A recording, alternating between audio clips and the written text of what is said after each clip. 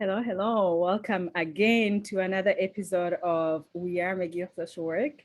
My name is Alice Ishimwe. I'm a last year BSW student at the School of Social Work here at McGill. And today we have again Professor Tamara.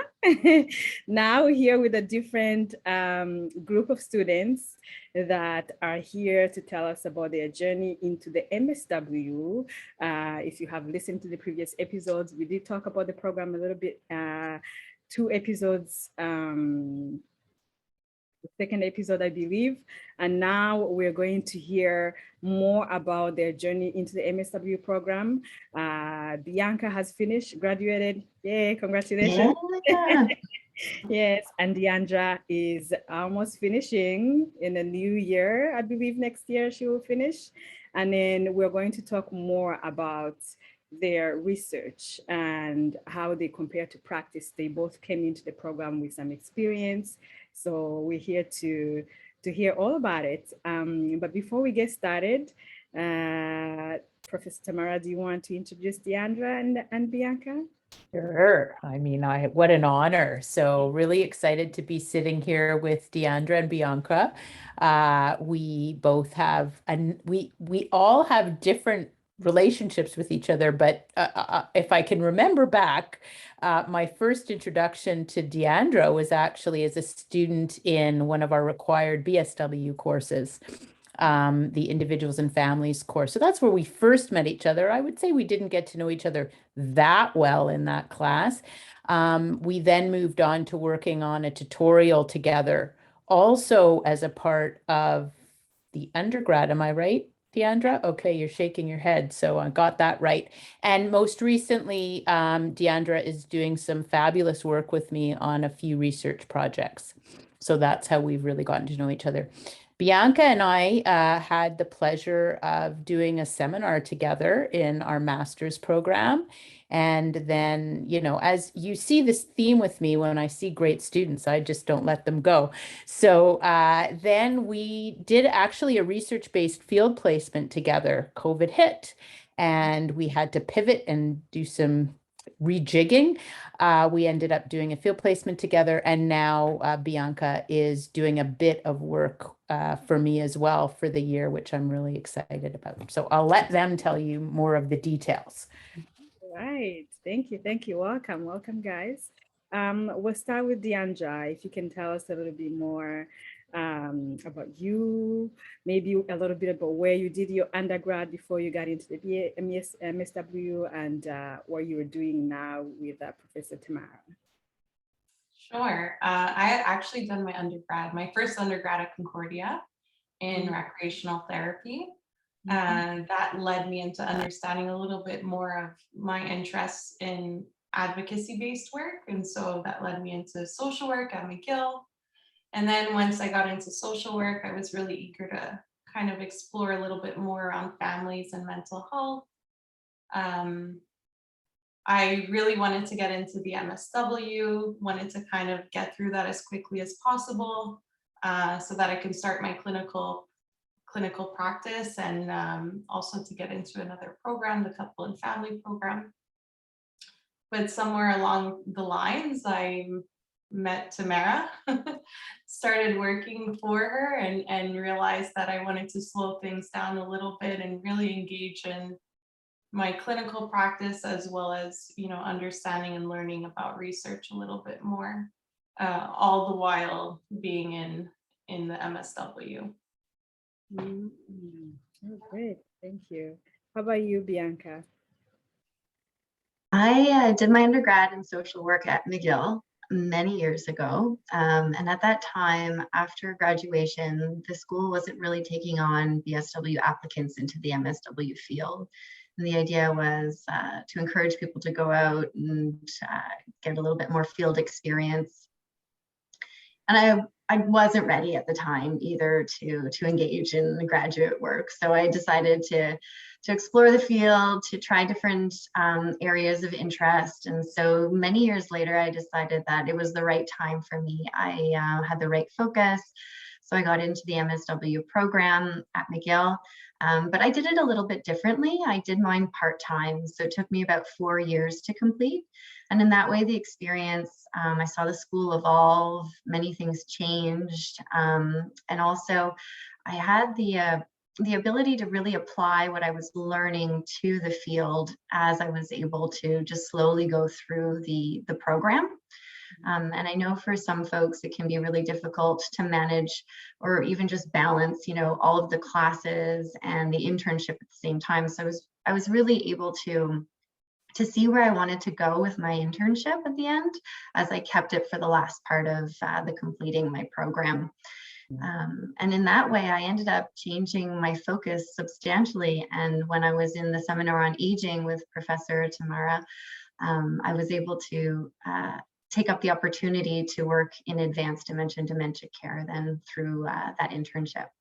Oh, great. So you're working in the aging and dementia in that field. That's where you found your niche. That's it.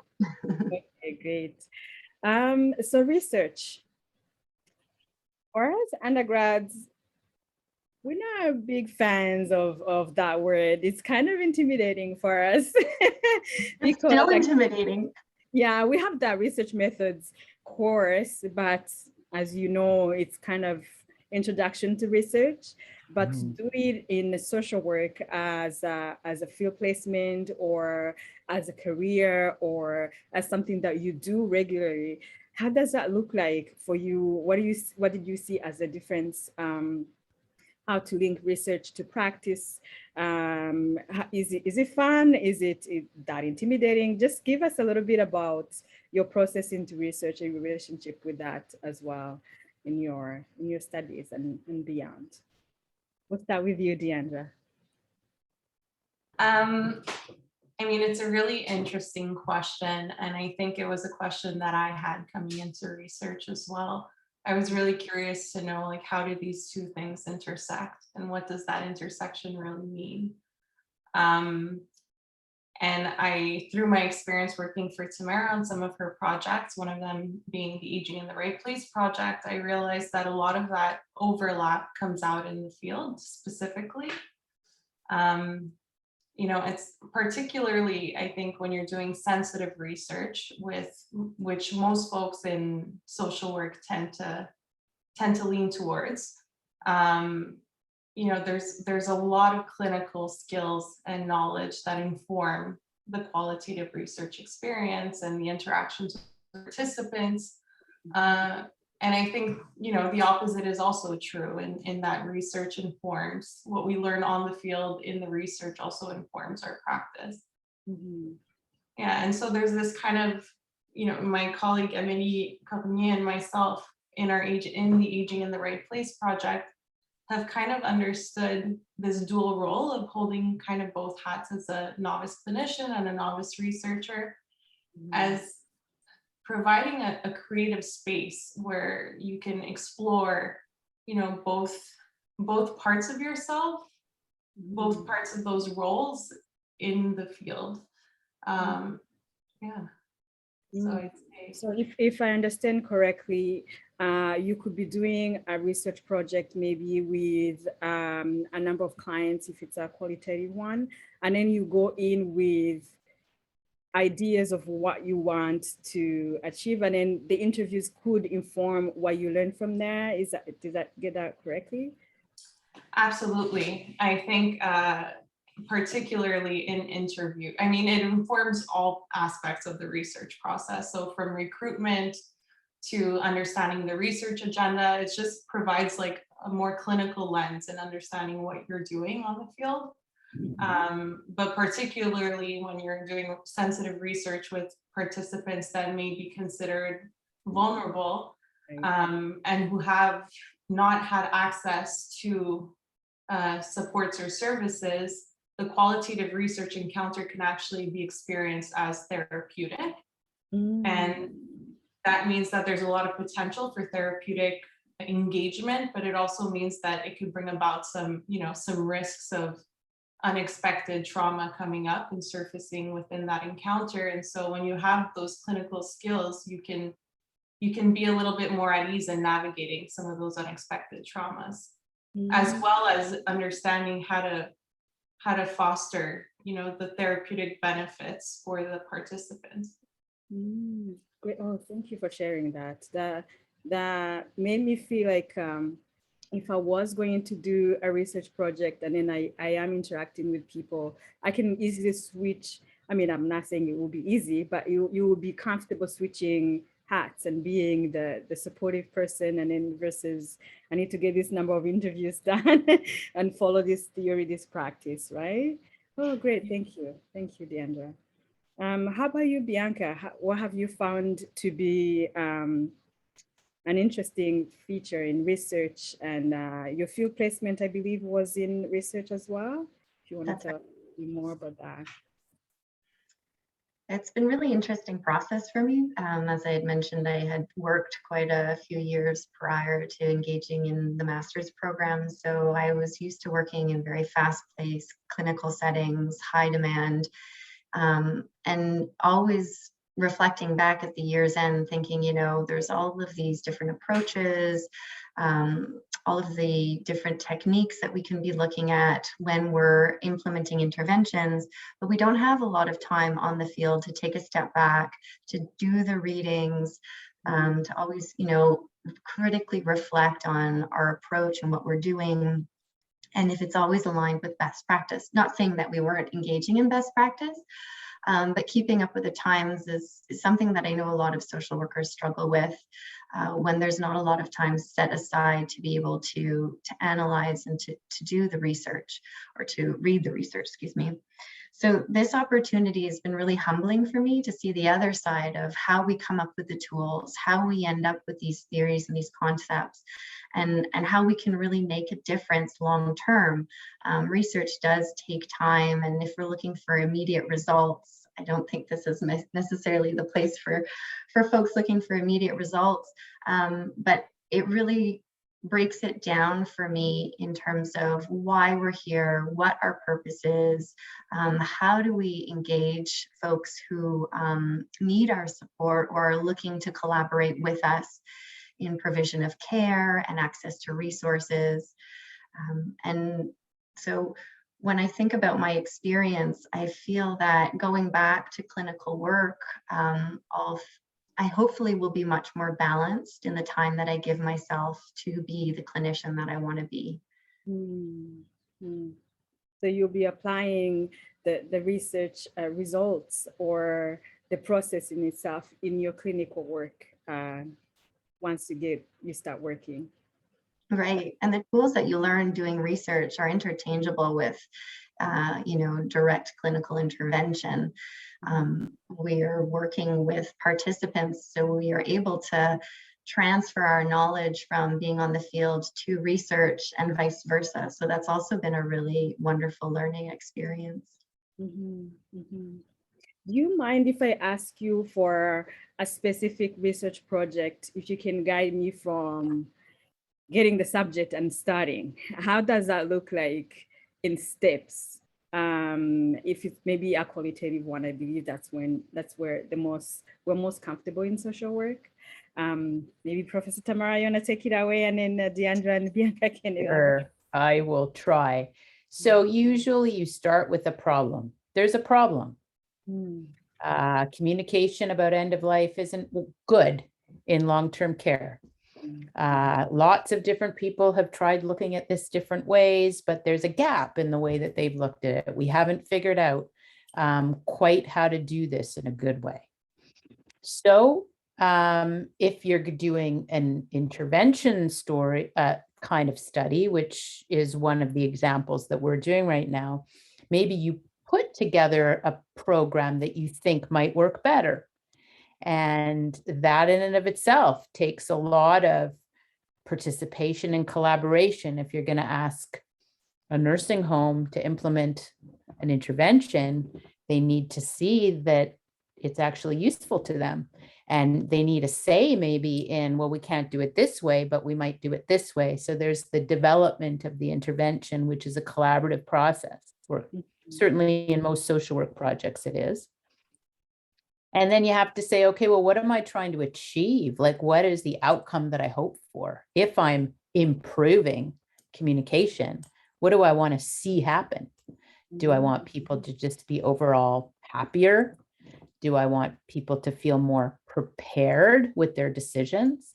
Do I want people to feel like they know more, that they have knowledge? So what are the outcomes, and then how am I going to measure those? So our project, or the one that I'm working on with Bianca and Diandra, is a part of this one as well, is a combination of qualitative and quantitative data. And it is an intervention that we've been implementing. Diandra is working on another project, which is more open. What is good aging in place for older homeless adults? Once again, there's a problem. Older homeless adults don't age in place. Lots of people have looked at aging in place, but not really with older people. So that's the gap. Okay, well, if we want to learn about what aging in place looks like, how would we find that, and what would we be looking for? That's more of a sort of exploratory project. And I would say largely qualitative, that project. We don't have any quantitative measures. So there's so many steps. But the first one, and you heard it in the other podcast we did, is what is the problem you're trying to solve? And what's amazing about social work generated research is that we do see a lot of gaps in our work. So, this isn't working. How might we do this differently is a great starting point to start a research project. Right. So say I have identified a problem. I have started the project with clients, maybe to get input or to deliver the process. I have measured my results. Then what? What are the steps that could be involved in maybe taking the research project to another nursing home, or to maybe so that you can reach the larger population, maybe the city, or, what does that look like usually? I'll answer that question, but I think what's really important in something that Diandra said is often the process of the research in and of itself has an effect. Whether it's especially in a qualitative study, whether it's a positive, empowering effect of having had your voice heard, of having been given time and space when you normally haven't been, of working with a team and a bunch of resources and learning along the way. Not to even minimize the process itself can have a really amazing outcome just in and of itself. But, you do aim to try and translate the work into something that you can tell people about, whether it's in a flyer or whether it's in a presentation, or get on the radar of a decision maker. In a lot of the work that I do, the stakeholders who make decisions about long-term care, the Ministry of Health and Social Services, you try and find people at those tables and present the problem and the potential solution and work towards getting buy-in for implementation. So that takes a long time. That's a commitment. But I like to do projects that the immediate impact, the participation itself gives the participants something. Thank you. Thank you for mentioning the process itself as well. It made me think of you, Bianca and Diandra, while doing the research. How does the research transform you? The whole process, going to interviewing people, how does that even impact your personal or professional biases, your ethical lenses? If you can give me an example of where maybe you were doing a research project and in the process you're like, oh, this is different, or I learned something, or what is it? We'll start with Diandra. Great. Yeah, well, it's a very pertinent, I think, question for the experience that myself and my colleague had in the Aging in the Right Place project. ethical dilemmas. Earlier you mentioned that, wearing those roles, you can move in and out of those roles perhaps quite easily. And the reality is that it's a lot more nuanced than we think. And navigating ethical dilemmas on the field is a lot more nuanced than we think. So I'd say that, sorry, can you repeat your question, Alice? I was asking if there was a time where you went into the delivery or the process of the research and you were quite changed or impressed yourself, or you had a transformative experience through that as well. Yes, thank you. And yeah, exactly. So when myself and my colleague got on the field, there is an agenda of the larger research project, and when you meet the participants themselves and you become familiar and you step into their space, that could definitely change the way that you see the agenda as it stands. And in our case, that actually encouraged us to make adaptations to the methodology itself so that it could be more sensitive to the participants that we were engaging in this research project. So if I could give you a particular example, perhaps in terms of just recruitment. So an agenda could potentially say that you will go on the field, you'll recruit participants, you'll hand them out informational packages. However, when we stepped onto the field, we realized that perhaps that wasn't necessarily sensitive to the experiences or the needs of the people that we were trying to get engaged. And so what we did is we made sure to present ourselves in their space, give them the opportunity to get to know us, have some coffee and donuts with them, really sit down and just speak about not only the research, but everything that we were bringing into their space, and just allowing them to get to know us in an authentic way before even engaging in something that we had a purpose for. And so it's kind of this idea of giving before taking. And so in many ways, research is looking to gather information, and in some ways that could be taking. And so it's being sensitive to the people that you're working with, and also just trying to meet them where they're at. Oh, thank you. Thank you for mentioning the authenticity and presenting yourself as well, because I can imagine, and like you mentioned, most of the population we work with are vulnerable people. If you're going to be asking them personal questions about how they discuss, for example, end of life care, it's good that maybe you share a cup of coffee with them when you come to the nursing home, things like that, I believe will be impactful as well. How about you, Bianca? Do you have an example of how the process impacted you or changed you throughout a research project?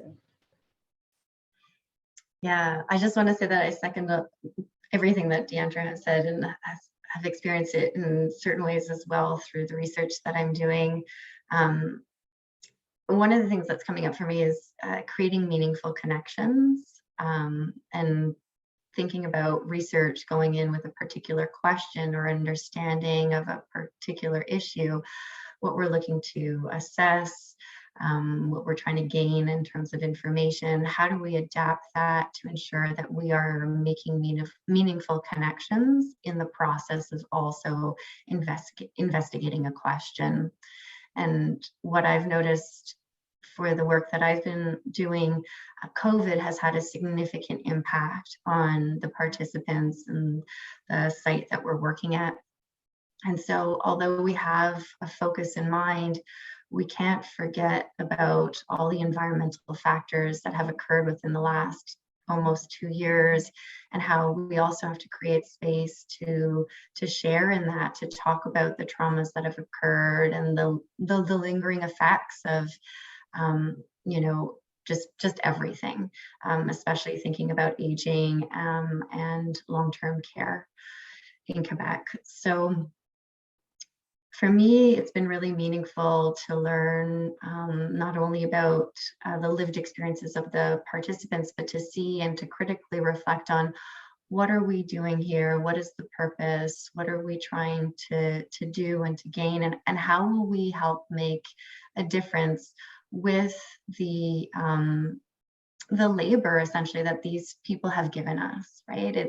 They're sharing their time, their energy, their experiences. And so how do we help hold that and make that into something meaningful? Yeah, so a lot of processing. Diandra knows that I often reach out to her to talk about, to debrief. So as much as we think maybe clinical and research experiences are separate, I find them so intertwined, and having a team has been essential for me throughout this process as well. I'm so grateful to have Professor Tamara Sussman with us, and Diandra and our other colleagues, to have our group meetings and just really be able to talk about what we're going through. Great. Thank you. I'm starting to have a clearer picture now. May I ask how you navigate consent in the recruitment process? I'm asking especially for the population that you work with, if they're in advanced age. How do you discuss that? Is it a sit down to discuss, like Diandra was saying, introduce yourself and then say, do you want to participate? Yes or no, signature. Is there an element of involving family members who can kind of help the person make the decision to participate in the project? How does that look like? Have you experienced any barriers, or is there smooth sailing for the projects that you've worked with? Anybody can take that. One thing that's important, I guess, that we haven't mentioned here is that anytime you do research now, particularly if you're doing it through the university, you have to put your protocol through an ethics board. And the consent is a big part of that ethics board. They want to know, do the people you're interviewing understand, can they give you informed consent? Or rather, are you going to have to ask someone who legally represents them to give informed consent? In which case, that doesn't mean you aren't still asking for assent. I mean, even someone with advanced dementia, they may not understand that you're there asking a research question, but they may not want to talk to you anyway. And you have to respect that. So that's assent. So there's the formal process, and you have to be able to feel that somebody really understands what they're buying into. And if they don't, it will need to be someone who represents them to give you that permission, but they still need to give you an ongoing sense that they're consenting, at least for you to talk to them. And that's just as important. That and I think that we have found too that consent, just like in clinical practice, is an ongoing process. It's just another reason why social workers are so great with research, because you'll notice if somebody, I'm not sure they understood initially, but I'm not sure they understand today. Fluctuating mental health capacity could change day by day. So you have to be attuned to that. I'm glad you brought it up. It's a really important issue. So when it comes to family, do you get to interact with the extended the social network of the patient or the client, or is it for the projects that you've been participating in, is it only tailored to the people that you're serving? And do you see anything changing when you include family? Or because I believe if it's something to maybe discuss the end of life care, it will be beneficial for the family members to see. So at which stage do they get involved? Is it at the results measuring? Is it throughout the process? If you have an example, that would be awesome. Do you want to talk about that, Bianca? Because you've got, yeah. So for our particular research focus, we're looking to empower and increase decision-making capabilities for family members with loved ones with advanced dementia living in long-term care homes. So although the focus is really for the family member with advanced dementia, we're actually working with the decision makers who are the family members supporting their loved one. So our main intervention is really working with families and then helping to build communication with the home staff and the decision makers, which are the family carers. So we're seeing different systems work together, different networks of support. And just going back to the earlier question around consent, I actually had a really interesting experience. And so part of the process for what we're engaging participants in is checking in for consent consistently every step of the way to make sure that they're okay with what's going on and the discussions we're having, because we're talking about a really sensitive topic, which is end of life, and thinking about future care around deterioration for somebody who has advanced dementia. And so recently we had somebody withdraw from the study, and as a social worker, trained to be there to support and to be inquisitive and to open those doors to ensure that the person's not isolated. It was an interesting balance for me to keep that research hat on, have the empathy, and still building the connection while not overstepping my boundaries as a researcher and not imposing my clinical hat in that situation. And so it's for just talking about the consent, how it's an evolving process for folks listening. If you're, more in the clinical field and looking to explore a little bit more about what it would be to be a clinical researcher, thinking about that, I find is a unique point to share. I was going to ask about boundaries, but I believe that's a topic for another podcast. I wanted to kind of explore how, if you are doing a study and then you notice that there are maybe other things that you could address from a different perspective, maybe a clinical perspective, or maybe this person needs more social interaction or a therapeutical report with a therapist. How do you navigate that? I don't know if you can answer it quickly or if we do need more time, but if you have an input on that, that would be helpful. So that way you don't step out of your study to do another kind of intervention. Do you want to talk a bit about what we did with Aging in the Right Place for that, Diandra? Sure. Well, we had gone into the field already having thought about, like, what if there are situations that come up where we realize that someone may need further support. And in that case, we had developed a form with support services around the Montreal area that were accessible for this particular community of people.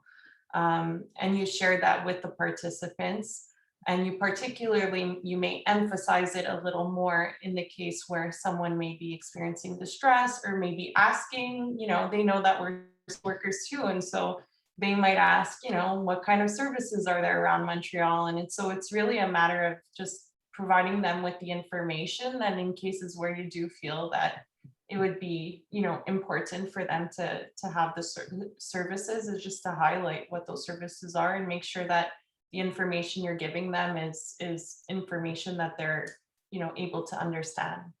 Oh, thank you.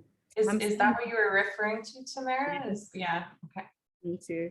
I'm starting to understand really what you said earlier, Professor Tamara, that social workers make great researchers because we're able to even balance those two worlds.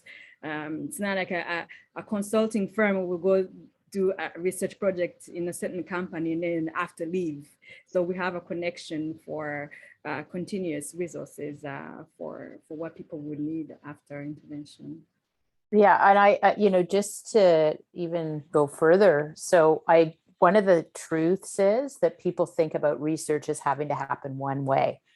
You have a project, it's structured, you go in and you do that project. That is one type of very many type of ways to do research. And, name your philosophy. If you're an activist, there's participatory action research, if you're coming from a critical lens, there's critical research paradigms, there's where reciprocity is a really important part. So there's lots of different ways to do research. What social workers bring They already have amazing engagement skills to anticipate sort of the resources people might need for vulnerable populations, for example. Intensive listening skills, which I think get enhanced in research. Sometimes after a while in practice, you're trained to listen quickly because you also are there for a particular reason. In research, you have space. Bianca had spoken about that, to really listen. I feel like I get back in touch with my clinical skills after I am in the field for a while doing a qualitative study. And the analysis that you do as a social worker, when you're listening to clients, you're thinking about, what does this mean? What are they trying to tell me? What are the themes here? What's the bigger picture? That's exactly what you do when you're analyzing your data. And so social workers already have that training. They understand that when someone says something, you're looking behind that. Why are they telling me this? Why was this important to tell me because of that question? That's part of the analytic process of research. So I always feel blessed when I get social workers who are interested in research, because I feel that their skill set is already very compatible. And it made me think again on something that you shared in the last episode about reflection and thinking about yourself in that whole process. So I can imagine doing 2-3 interviews and what you learn, even though maybe the answers could be similar or could be guiding what your research project was asking, but what changes you into the process as well, and how you write the reflection paper after that. Great. Oh, thank you. Thank you so much for sharing that. So if I may ask a little bit, maybe this is stepping back again, what helped you get confident in the process, Diandra and Bianca? I believe you mentioned that you are supported by Professor Tamara. You have a team as well. You do meetings to debrief. What kind of, for someone who's going to be fresh into research, what can they expect to have the tools to get going with a research project?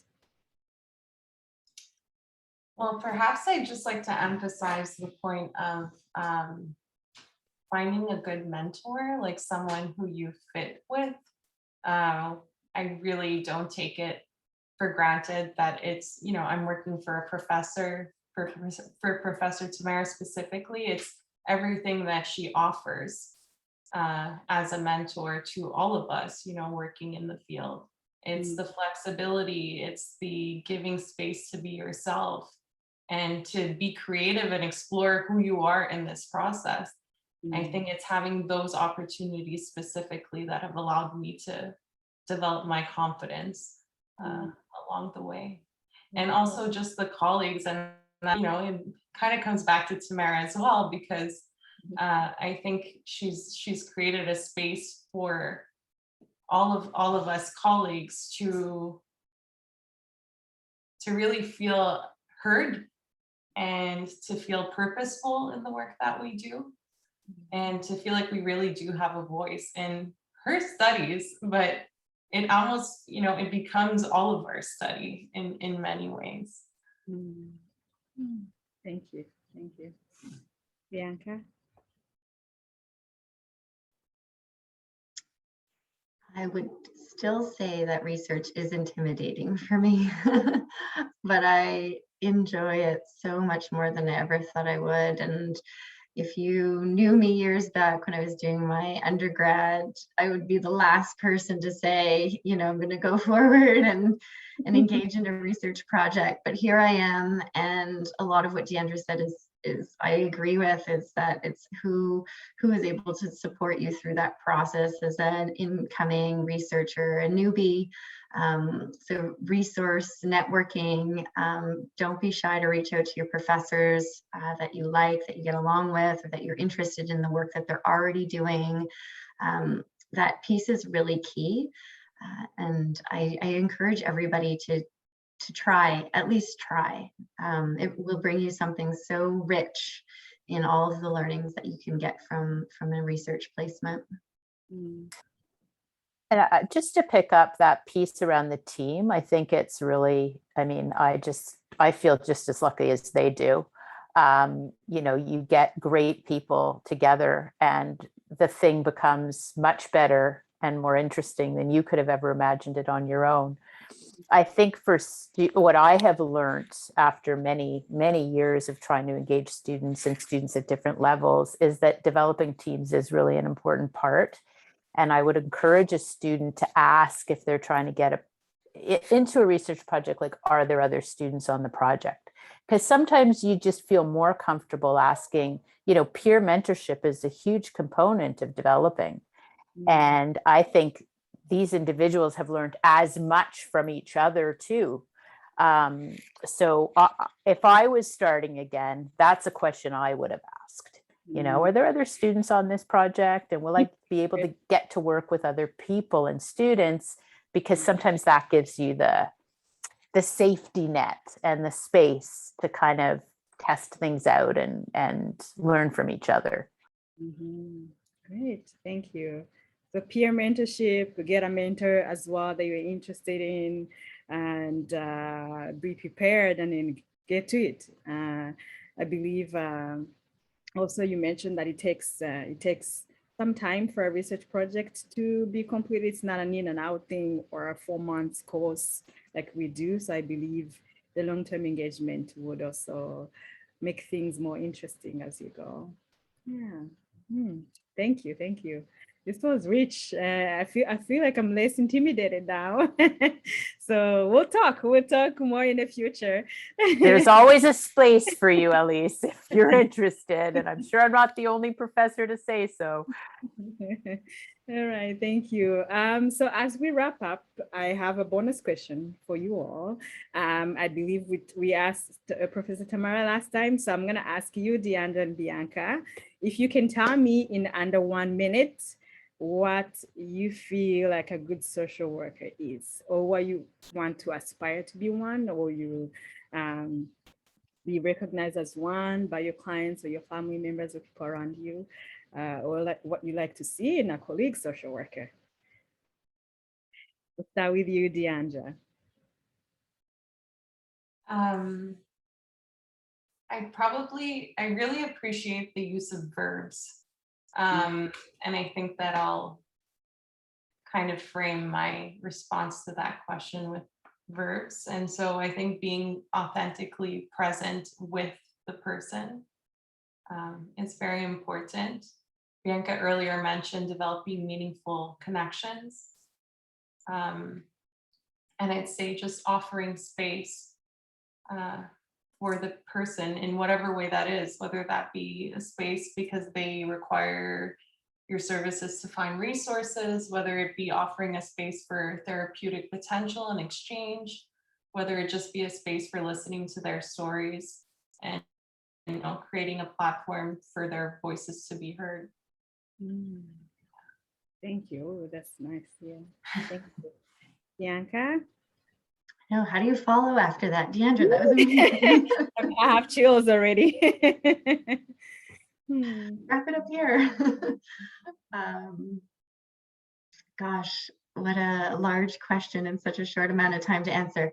It's a large one. Pick one angle you like, maybe a social work colleague. Sorry? What do you like him to see in a social worker that you work with or engage with? Oh, now you're switching up the question on me. I'm trying to bring it down so I can provide you with a less broader. You know what? I'm going to just go with my original thought, and it was really kind of centered on start where the person's at. And we get so busy in our day-to-day in the systems that we work in that sometimes it's easy to lose, you know, groundedness in being present with the person that or people that you're working with.